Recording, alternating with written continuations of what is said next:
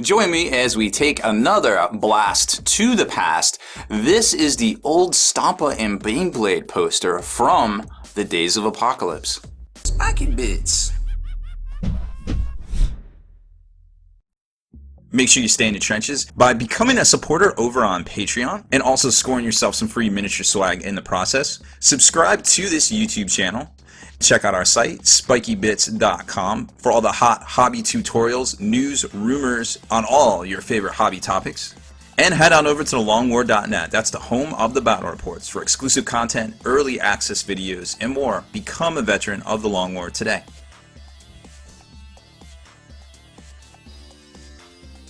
Alright, welcome back, Hobby Maniacs. Rob Baer here again with you, showing off this relic of yesteryear. This is the poster that came in the White Dwarf that introduced the very first Apocalypse. I think it was the very first Apocalypse. It might have been the Reload. Either way, it was right about the same time, 2008, 2009-ish time frame.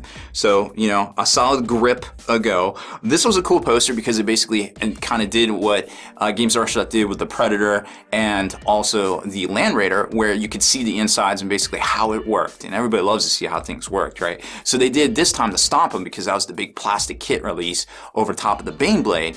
And it was cool. Like this, it wasn't exactly done in the same like contemporary style, you know, that everything is all militaristic, and this is more of kind of like a lackadaisical kind of comic, whimsical almost, comic like look at it, you know, basically. So obviously 40k Apocalypse, and then there it is right there. They're shooting a missile, dropping a Valkyrie, which also was a new release back then as well.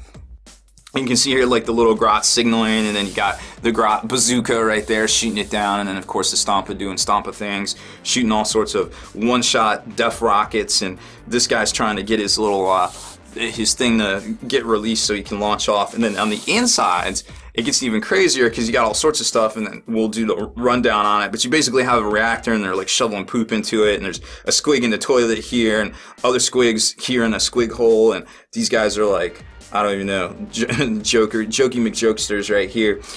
So this was a really cool poster, and let's run it down real quick. So you got Flag Boy, which is this guy up here. Where is he? Where's the Flag Boy? Ooh, I don't even know. Did we find an error? I actually never. Oh, there he is, right there in the crow's nest lookout tower.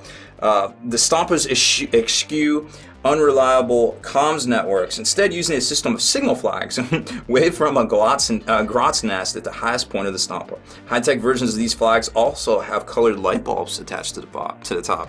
Woo! They fancy. Obviously, that's a high-tech version right there because it has the light attached to the top. Then we got 2. That is a Sharpshooter. The Gretchen Sharpshooters aren't accurate, just fluky. Standard practice for a Sharpshooter is to screw the eyes closed, stick out the tongue, and pull the trigger. Oh, okay. Well, there you go. Yeah, I guess it worked that time. The gun boss. Gun bosses are supposed to direct the fire of the main guns, but often they get carried away and feel the need to loose off all or some of the DACA of their own, which is this guy right here, the gun boss. So I imagine that little compartment gets pretty warm with all those hot shells not getting ejection ported out. That's not good. The boss is the first mate of the Stompa's owner. Takes control and the war boss wants to get stuck in firsthand, which is a lot of the time. Each first mate is highly skilled, being a specialist in a well-respected field of shouting. Obviously, he's directing traffic right there. And then you got 5. That's the super rockets. They often carry Grot pilots who are all too happy to go out on with a really impressive bang, which are all these right here. And this little guy right down here. And he is a grot rigger, usually covered in menial grots.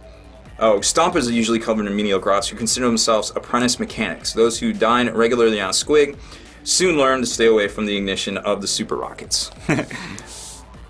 And then 7 is the Super Gatler, which is this one right up here. The Super Gatler has the highest rate of fire of any Ork weapon and is hence considered a must by all self-respecting Stompa owners. Though it inevitably runs out of ammunition after a single salvo, it does make a hell of a racket. 8 is Get 'em Grot. This Grot is in charge of giving the all-clear signal to the Super Rocket pilots. Sometimes they just wait until the rocket engines are really all clear just for a change of pace. So, you know, they're mischievous, so to speak. Then you got the Death Cannon crew. That's number 9. That's the guys loading the shells right there. These grots are responsible for the smooth running of the Stompa's main armament. If a shell ever gets stuck in the breach, the smallest grot is given the burning rag and sent to retrieve it, usually with entertaining results. That's a good one. 10, the control center, which is right here. Lots of levers and gears and pulleys and pistons to get turned.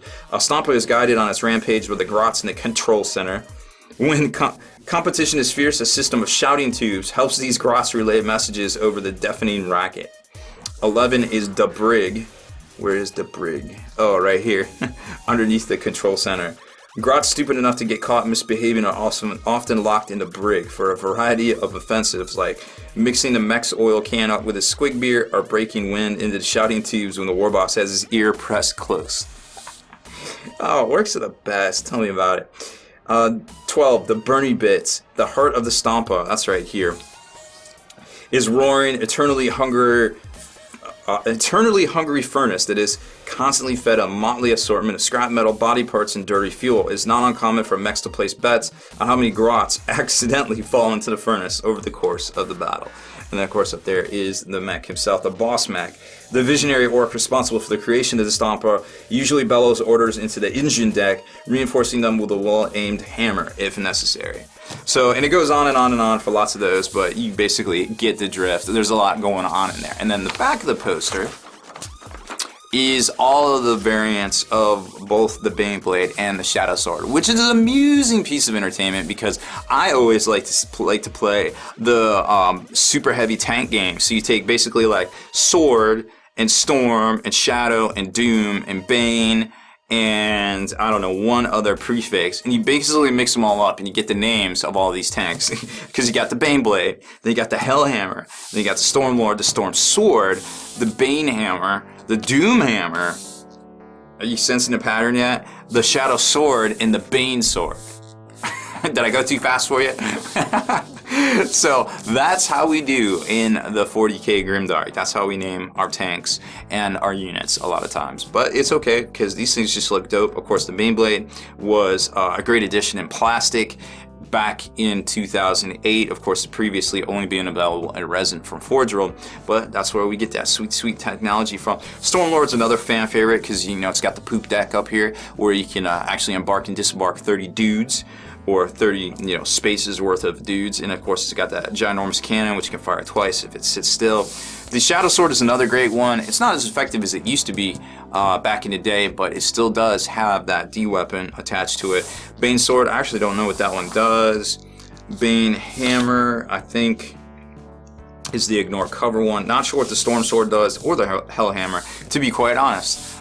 But there's still variants that you can make if you don't attach the turrets when you put the kit together. So that is our little blast from the past, walk down memory lane, trip in the cat tub time machine, so to speak, that I hope you enjoyed because I couldn't believe I still had this poster. I gotta get this thing framed and hang it up because GW really needs to put some posters out again because those were super fun to get and hang up and have seen at game stores. We haven't seen that in a while. So that's it for this one. Errors, corrections, omissions. Ask me about my cats in the comments below. Deleted scenes, bonus content, and all the interviews and post-game wrap-up videos can be located in the Hall of Veterans on thelongwar.net. Visit thelongwar.net today and try a week completely free with no strings attached. That's not all. Thelongwar.net is also your hobby resource for exclusive early access with an ad-free experience to all your favorite videos. Members of the Hall of Veterans gain early exclusive access to multiple hobby videos.